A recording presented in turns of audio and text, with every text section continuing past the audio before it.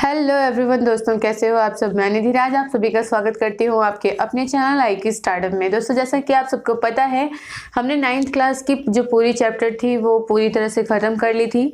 जो हम लोग पढ़ रहे थे डाइवर्सिटी इन लिविंग ऑर्गेनिज्म, वो हम लोगों का पूरा ख़त्म हो गया था। उसमें एक चीज़ छूट गया था, जो उसका बायोलॉजिकल नेम जो हम लिखते हैं वो कैसे लिखते हैं, उसके लिए मैं वीडियो बना दूंगी। ज़्यादा टफ टॉपिक है नहीं कि जेनेटिक नेम उसका जो लिखाता है, जेनेटिक के हिसाब से उसका जो नामकरण होता है किसी भी चीज़ का, जैसे आम का मैंगीफेरा इंडिका है, तो ये किस तरीके से लिखा जाता है, क्या क्या इसके कुछ रूल्स हैं, रेगुलेशंस हैं। उन्हीं रूल्स रेगुलेशन को पढ़ाना था, तो वो चीज़ें मैं भूल गई थी। खैर, उसको छोड़ दीजिए, उसके लिए मैं स्पेशल एक वीडियो बना दूंगी। तो आज जो पढ़ने वाले हैं, आज के चैप्टर में हम केमिस्ट्री स्टार्ट करने वाले हैं, और 9th क्लास की जो पहली चैप्टर है केमिस्ट्री की, उसका नाम है मैटर अराउंड अस। यानी कि हमारे आसपास कौन कौन से मैटर हैं, किस तरह के मैटर पाए जाते हैं, इन सभी की चर्चा जो है हम इस चैप्टर के अंदर करने वाले हैं कि मैटर्स को कितने भागों में बांटा गया, किस आधार पे किस भाग में बांटा गया है, ये सारी चीज़ें हम पढ़ेंगे इस क्लास में। तो चलिए शुरू करते हैं आज की वीडियो। तो दोस्तों, शुरू करने से पहले मेरी आप सभी से रिक्वेस्ट है कि यदि आप हमारे चैनल पर नए हैं तो चैनल को सब्सक्राइब कर लें तथा साथ ही बेल आइकन को दबा लें, ताकि आपको हमारी हर वीडियो की नोटिफिकेशन लगातार मिलती रहे। बायोलॉजी की सारी क्लासेस हो चुकी है, अब हम केमिस्ट्री की ओर बढ़ रहे हैं, और केमिस्ट्री को भी बहुत ही इंजॉयमेंट के साथ पढ़ने वाले हैं। तो कभी भी इन वीडियोज़ को कभी स्किप मत कीजिएगा, क्योंकि बहुत ही नॉलेजेबल ये वीडियोज़ होती हैं आपके लिए और आपके आने वाले कल के लिए। तो बात करें अगर मैटर की, मैटर होता क्या है। आप कहीं भी रहते हो, अपने आसपास आपको बहुत सारी चीज़ें दिखती होंगी। जैसे जब यदि आप अपने घर में हो तो टेबल, कुर्सी, बुक्स, पानी, मतलब जो भी चीज़ें आप अपने आसपास देख रहे हैं वो कहीं ना कहीं मैटर है। पुराने ज़माने में इन्हीं सब चीज़ों को कहा जाता था कि एक कहावत जो थी वो काफ़ी फेमस थी, क्षितिजल पावक गगन समीरा पंच तत्व मिल बना शरीरा। यानी कि ना केवल हमारी बॉडी, लोगों का मानना था कि क्षितिज का मतलब होता है जहाँ पर आकाश और ज़मीन मिलते हुए नज़र आते हैं, उसको हम क्षितिज बोलते हैं। जैसे आप कहीं भी खड़े होकर जब दूर तक देखते हैं तो ऐसा लगता है कि एक पॉइंट ऐसा है जहाँ पे आकाश और ज़मीन जो है एक जगह पे मिल रही है, दैट इज़ कॉल्ड क्षितिज। तो क्षितिज, जल तो अपना पानी है, वो समझ रहे हैं आप। पावक, पावक कहा जाता है अग्नि को, यानी आग को। गगन यानी हमारा आकाश, और समीर का मतलब होता है हवा। तो लोगों का मानना था कि इन 5 तत्वों से ही मिलके हमारी पूरी ज़िंदगी बनी हुई है। लाइफ के अंदर हम जो भी चीज़ें यूज़ करते हैं, इन सभी, चाहे वो सजीव हो चाहे वो निर्जीव हो, वो सभी चीज़ें इन्हीं चीज़ों से मिलके बनी हुई हैं। तो जैसे जैसे लोगों की जो ज्ञानेंद्रियाँ थी वो काम करनी शुरू की, और जैसे जैसे लोगों की सोच डेवलप हुई, चीज़ों के बारे में लोग जानना शुरू किए, तब क्या हुआ कि केमिकली चीज़ों को जानना शुरू हुआ। पहले तो फिजिकली देखे कि कौन कठोर है, कौन मुलायम है, कौन बह रहा है, कौन दिखाई नहीं दे रहा है। तो इस तरीके से उसको बंटवारा किया गया। तो इस तरीके बहुत तरीके से लोगों ने बंटवारा किया। तो आइए देखते हैं किस किस तरह से चीज़ों को पढ़ा गया। तो मैटर है क्या, बेसिकली सबसे पहले समझेंगे कि मैटर क्या है। तो मैटर की परिभाषा से हमें बिल्कुल ये क्लियर हो जाएगा कि मैटर हम कहेंगे किसको। तो सबसे कहता है कि मैटर इज एनीथिंग, कोई भी चीज़, कोई भी चीज़। अभी जैसे हम अपने आसपास ही देख लें तो ये पेन भी एक मैटर है, ये बोर्ड भी एक मैटर है, ये हाँ हमारे और आपके बीच में जो बीच में हवा है वो भी मैटर है, हमारा शरीर मैटर है। यानी हमारे आसपास जो भी चीज़ें हमें नज़र आ रही हैं, है ना, वो सारी चीज़ें क्या हैं, मैटर हैं। मैटर इज़ एनीथिंग, कोई भी वैसी चीज़ मैटर कहलाएगी दैट हैज़ मास, जिसके अंदर वजन हो। कोई भी चीज़ जिसके अंदर वजन है। आप देखते हैं कि हमारी आत्मा का भी वजन है, वो भी क्या है, एक मैटर है। ये पेन का भी कुछ ना कुछ तो मास ही होगा ही, वो भी क्या है, मैटर है। आप बैलून को फुलाते हो, उसमें हवा भरते हो, तो खाली बैलून से वो ज़्यादा हैवी होता है, तो यानी कि हवा के अंदर भी मास है। तो इस तरीके से हम किसी भी चीज़ के अंदर जिसके अंदर वजन है, भार है, तो वो क्या कहलाएगा, मैटर कहलाएगा। ये पहली बात हो गई। दूसरी बात, वॉल्यूम होना चाहिए और ऑक्यूपाइज स्पेस, यानी कि कोई भी वह जगह जो जगह छेकती है। आप खाली बोतल के अंदर जब उसको खाली ग्लास ले लीजिए और उसको एक भरी हुई बाल्टी में सीधा करके, मतलब उसको उल्टा करके सीधा, एकदम सीधा डुबाइए, क्या वो डूबता है? नहीं डूबता, वो वापस ऊपर की ओर फेंक देता है। लेकिन उसी ग्लास को जब आप उल्टा करके मतलब सीधा करके जब उसको आप डालते हो तो धीरे धीरे वो क्या होता है, जब जैसे जैसे उसमें पानी भरना स्टार्ट होता है वो डूबना स्टार्ट हो जाता है। तो ये चीज़ क्या दिखा रही है कि हवा क्या है, हवा कोई भी जगह खाली हो ही नहीं सकता है। सिंपली बात यही है कि दुनिया में कोई भी जगह खाली नहीं है। कोई भी जगह अगर खाली है तो हवा जाके वहां भर जाता है। एक छोटा सा छेद भी अगर आपके दीवार में है या फिर कहीं भी कुछ भी हमारे कानों के बीच में, वहां पे भी हवा है। हम जो बोल रहे हैं आपके और हमारे बीच हवा है, यानी कि हर जगह पे ये जो एयर जो है वो भरे हुए हैं। और ये इसीलिए वो खाली जो बर्तन होता है उसमें क्या है, हवा भरा हुआ है। अब उसको हम डायरेक्टली जब पानी के अंदर डुबाते हैं ऑपोजिट करके, तो हवा तो वहां भरा हुआ था, अब जैसे ही हम उसको पानी में डुबाते हैं तो पानी उसमें भर नहीं पाता।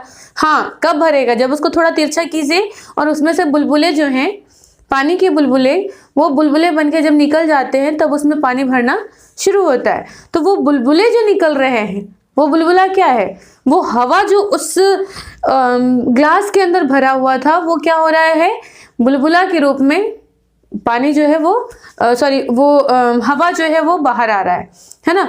और जैसे जैसे हवा बाहर आ रहा है पानी उस ग्लास के अंदर घुसता चला जाता है। तो इस तरीके से कहा जाता है कि मतलब कहीं भी कोई भी जो जगह छेक रहा है, तो यानी कि हवा भी जगह छेकती है। इस प्रैक्टिकल से हमें क्या पता चलता है कि हवा भी जो है वो जगह छेकेगी, है ना। या फिर कोई भी जगह, कोई भी चीज जो है वो जगह तो छेकती है। अब आप बेड पे जाते हो तो बेड पे कुछ तो आपका एरिया, एक वॉल्यूम बनता है ना कि आप कहाँ तक आपकी हाथ है तो इतना दूर जगह छेकेगी। अब जहाँ पे आप सोए हो वहीं पे अगर कोई दूसरा व्यक्ति सो जाए तो आपको परेशानी होनी शुरू हो जाएगी। तो कहने का मतलब क्या है कि दुनिया का हर चीज जो है, जैसे एक मैंने बुक ले लिया तो बुक का भी कुछ उसका लंबाई होता है, कुछ चौड़ाई होता है, कुछ मोटाई होती है। तो इस हिसाब से वो भी क्या करती है, जगह छेकती है। आपका कपड़ा आप सूटकेस में सजाते हो, जब उसको सजाते हो तो उसमें भी क्या होता है कि वो भी जगह छेकती है।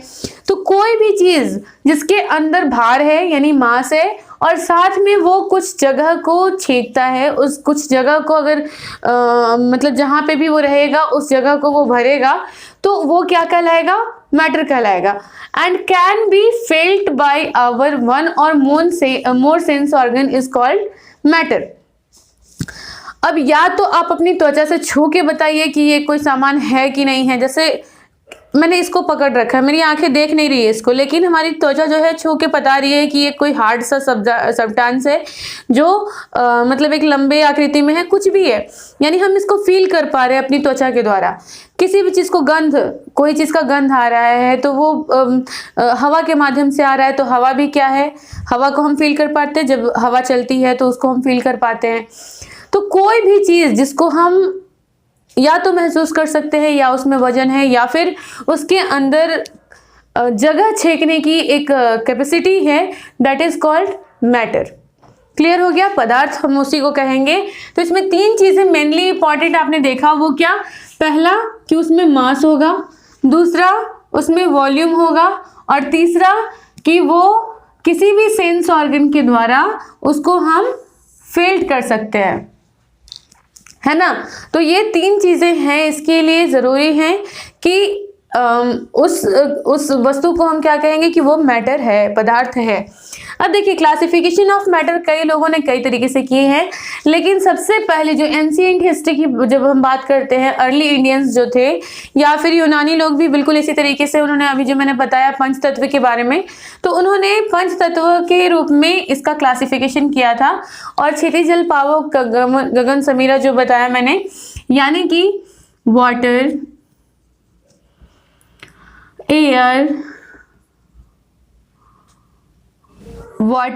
Air, earth, fire and sky, ये पांचों तत्वों से मिलके ही पूरा, मतलब पहले के लोगों का मानना था कि इन्हीं पांच तत्वों से पूरा का पूरा मतलब हमारा जो अर्थ है वो बना हुआ, चाहे निर्जीव चीजें हो चाहे सजीव चीजें हो, इन्हीं पांच चीजों से मिलके बनती हैं और वापस इन्हीं पांच चीजों में मिल जाती हैं, ठीक है।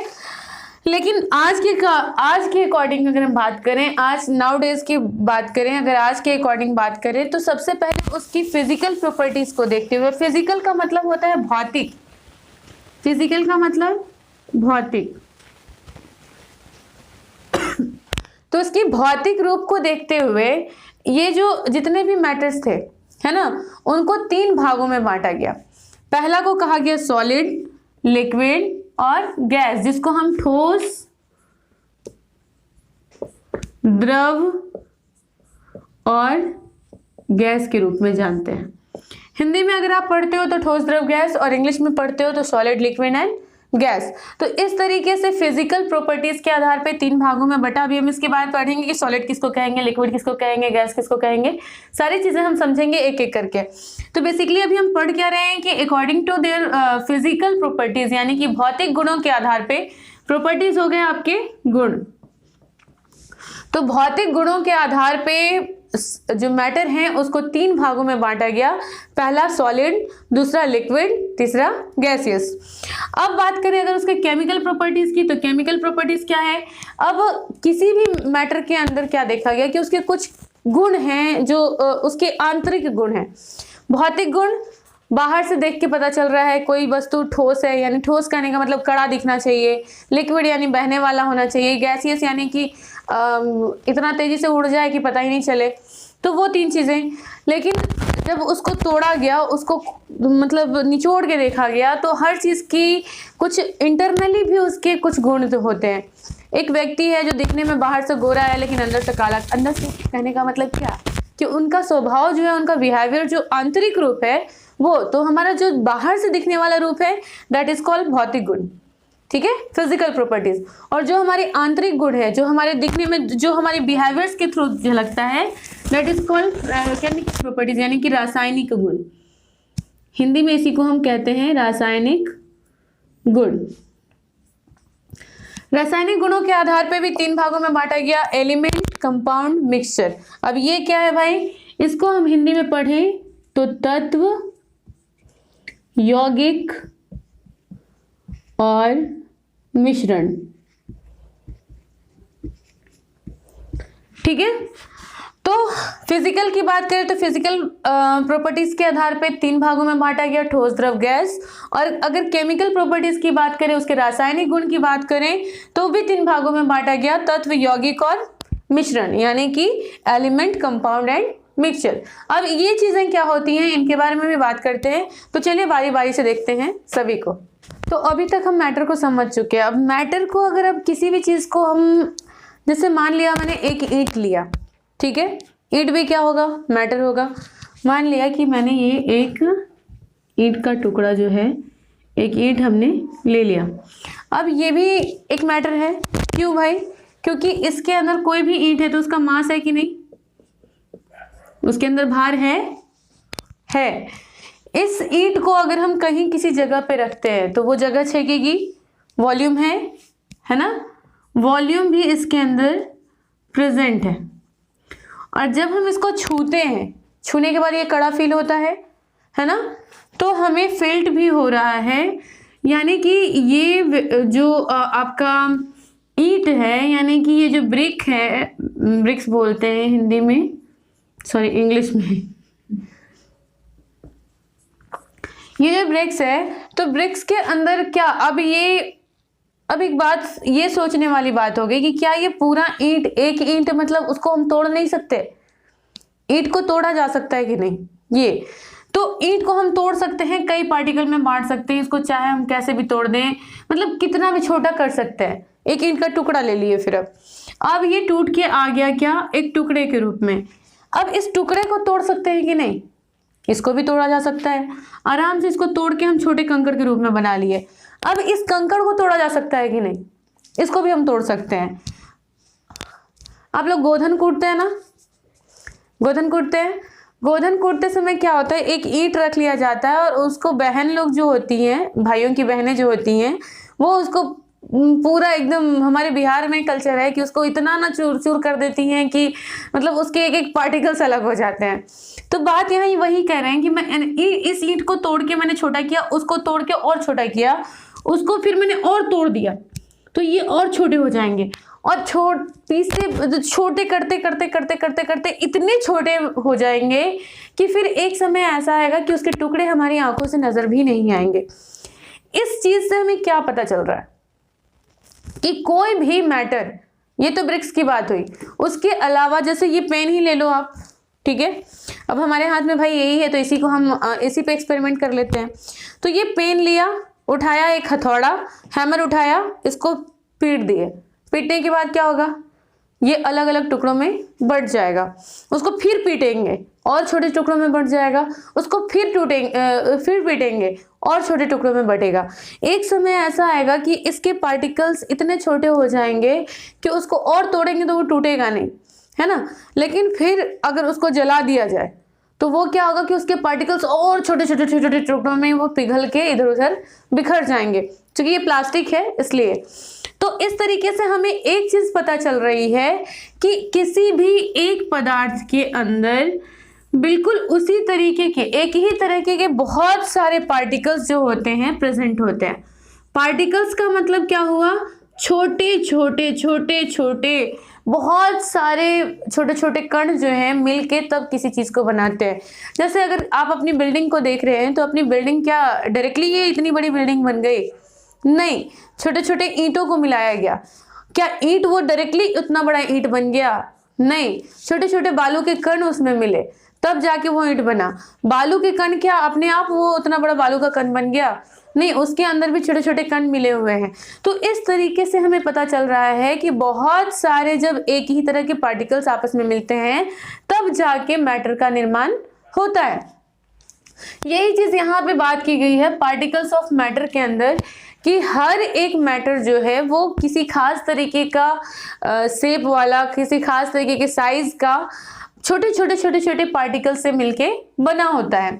यही चीज बताएगी कि the particle of matter are very small, और जितने भी मैटर हैं उनके जो छोटे वाले पार्टिकल होते हैं वो काफी छोटे होते हैं, इतने छोटे कि जितना हम इमेजिनेशन भी नहीं कर सकते हैं, बियॉन्ड ऑफ आवर इमेजिनेशन, यानी कि हमारी सोच के परे, इतने छोटे जितना हम सोच भी नहीं सकते उतने छोटे वो, मतलब स्टार्स जो दिखते हैं ना हमें उससे भी ज़्यादा छोटे, यानी कि मतलब हम उसको माइक्रोस्कोप के द्वारा देखें तब भी कभी कभी वो दिखाई ना दे, इतने छोटे पार्टिकल्स होते हैं।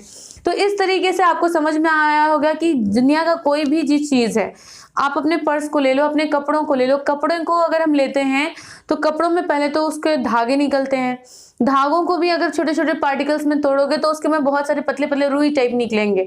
तो इस तरीके से दुनिया की कोई भी चीज़ जो बनी हुई है वो कोई ना कोई छोटे छोटे पार्टिकल से ही मिलके बनी हुई है, डायरेक्टली किसी चीज़ों का निर्माण नहीं हुआ है, ठीक है। तो इस तरीके से आपके जो स्टेट्स ऑफ मैटर हैं, ये characters of particles of matter हैं, तो इसमें कुछ कैरेक्टर्स वही बताए गए हैं कि ये काफ़ी छोटे हैं हर एक पार्टिकल के बीच में। अब जब छोटे छोटे पार्टिकल हैं तो ये ब्रिक्स पूरा, आखिर ये पूरा ब्रिक जो है ये एक दूसरे से जुड़ा हुआ कैसे है। अगर ये इतने छोटे पार्टिकल्स हैं, इसके अंदर बहुत सारे छोटे छोटे पार्टिकल्स हैं मान लीजिए, तो ये छोटे छोटे पार्टिकल्स एक साथ जुड़ के कैसे रह रहे हैं भाई, अलग अलग बालू के रूप में ये बिखर काहे नहीं गया। सवाल तो मन में आता है कि जब इसके अंदर छोटे छोटे ये पार्टिकल्स हैं तो ये छोटे छोटे पार्टिकल एक दूसरे से जुड़े हुए कैसे हैं, इतना हार्ड एक मतलब कैसे बन गया, ये क्या हो गया इसके अंदर कि ये पूरा जुड़ के और इतना ताकतवर, एक मतलब अगर एक ईंट से किसी को मार दे तो कान का पार फूट जाएगा, है कि नहीं। तो वही चीज़ बताया जा रहा है कि यहाँ पे इतने छोटे छोटे पार्टिकल्स वाला सामान सोचिए कितना ज़्यादा हार्ड हो जाता है कि हमारा सर तक फूट सकता है। तो ये आखिर जुड़ा हुआ कैसे है, ये ठोस कैसे बना, इन सभी चीज़ों को हम समझेंगे स्टेट्स ऑफ मैटर के अंदर। तो यहाँ पे हम यही चीज़ बता रहे हैं कि हर एक पदार्थ के अंदर जो छोटे छोटे पार्टिकल्स हैं ये सभी गतिशील होते हैं, इस सभी के अंदर एक एनर्जी छुपी होती है जिसको हम काइनेटिक एनर्जी बोलते हैं। काइनेटिक एनर्जी, यानी सबसे पहली बात हमें क्या समझ में आए कि पदार्थ के पार्टिकल जो होंगे काफ़ी छोटे होंगे, है ना। उन पदार्थों के अंदर एक तरह की एनर्जी पाई जाएगी जिसे हम काइनेटिक एनर्जी कहते हैं, गतिज ऊर्जा, हिंदी में इसको बोलते हैं हम गतिज ऊर्जा। अब ये गतिज ऊर्जा कौन जानवर के नाम है ना। गतिज का मतलब होता है जिसके अंदर गति हो। अब गति किसको कहते हैं कि एक जगह से दूसरी जगह वो मूवेबल हो, मूव कर रहा है हमेशा, है ना, दैट इज कॉल्ड गतिज ऊर्जा। जैसे एरोप्लेन चल रहा है, गति में है, गतिज ऊर्जा। अगर हम दौड़ रहे हैं तो गतिज ऊर्जा हमारे अंदर डेवलप हो रही है। तो जब भी, यानी कि अब इससे सीधा सीधा सिंपल पता चल रहा है कि ये जो कण है वो जरूरी नहीं है कि यहीं पड़ी रहेगा, है ना, ये चेंज करते रहेगा अपना लोकेशन। कभी ये उड़ के जाएगा इसके पास, ई जाएगा इसके पास, ई जाएगा इसके पास, ई भागेगा इधर। यानी कि ये एक दूसरे से जुड़े हुए इसलिए हैं क्योंकि ये सब एक दूसरे को आपस में खींच रहे हैं। समझ में आया? सब एक दूसरे पर बल लगा रहे हैं। वो उसको मतलब पहला दूसरे को खींच रहा है, दूसरा पहले को खींच रहा है, फिर दूसरे को तीसरा भी खींच रहा है। तो इस तरीके से सब एक दूसरे को खींच रहे हैं और खींचते खींचते क्या हो जाता है कि ये पदार्थ जो है वो सॉलिड अवस्था में आ जाती है। ये बिखर नहीं पाता, ये एक खास शेप ले लेता है और इसके अंदर एक निश्चित शेप आ जाता है। अब डिपेंड करता है कि ये पार्टिकल्स कितने एक दूसरे के नज़दीक हैं, कितने दूर दूर पे हैं, कि बहुत दूर हैं। अगर बहुत ज़्यादा दूर होंगे तो एक दूसरे को खींच ही नहीं पाएंगे, है ना। तो इस तरीके से जब हम स्टेट्स ऑफ मैटर पढ़ेंगे तो उसके अंदर ये सारी चीज़ें हम देखेंगे। तो चलिए देखते हैं। अगला पॉइंट जो पढ़ेंगे हम वो पढ़ेंगे स्टेट्स ऑफ मैटर।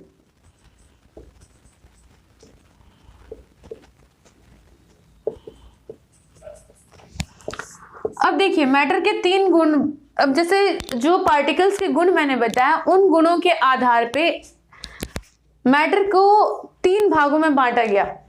जो फिजिकल प्रॉपर्टीज के आधार पे मैंने बताया था, उसके फिजिकल रूपों को देख के, फिजिकल प्रॉपर्टीज के आधार पे इन मैटर को 3 भागों में बांटा गया। जो पहला solid, second one is liquid and third one is gas. Gases भी बोलते हैं। सॉलिड हो गया आपका ठोस, लिक्विड हो गया द्रव, द्रव्य नहीं द्रव, द्रव्य का मतलब पदार्थ होता है, ध्यान रखिएगा। ये द्रव्य है और ये द्रव है, ये दोनों अलग अलग चीजें हैं। तो भूल के भी द्रव और द्रव्य को एक जैसा मत समझिएगा। द्रव्य का मतलब होता है पदार्थ और द्रव एक स्टेट है पदार्थ का। क्लियर? तो इस बात को ध्यान रखिएगा। गैसियस का मतलब होता है, इसको गैस ही बोलते हैं हिंदी में भी, ठीक है। तो इन सभी के बारे में अब बारी बारी से हम पढ़ते हैं। सॉलिड किसको कहेंगे, लिक्विड किसको कहेंगे और गैसियस किसको कहेंगे, इसको हम बहुत आसानी से समझेंगे। चलिए, तो आई होप कि यहाँ तक की वीडियो जो आपको है वो काफ़ी अच्छे से समझ में आई होगी। तो सॉलिड, लिक्विड, गैस क्या है, इसको जानने के लिए आप देखिए नेक्स्ट वीडियो। तब तक के लिए बने रहिए हमारे साथ, मिलते हैं नेक्स्ट वीडियो में। तब तक के लिए आप हमारे चैनल को सब्सक्राइब कीजिए अगर हम नए हैं तो, और अगर हमारी वीडियोस आपको पढ़ाने का सलीका हमारे समझ में आ रहा है तो वीडियो को लाइक ज़रूर कीजिएगा। मिलते हैं नेक्स्ट वीडियो में, तब तक के लिए बाय बाय, टेक केयर।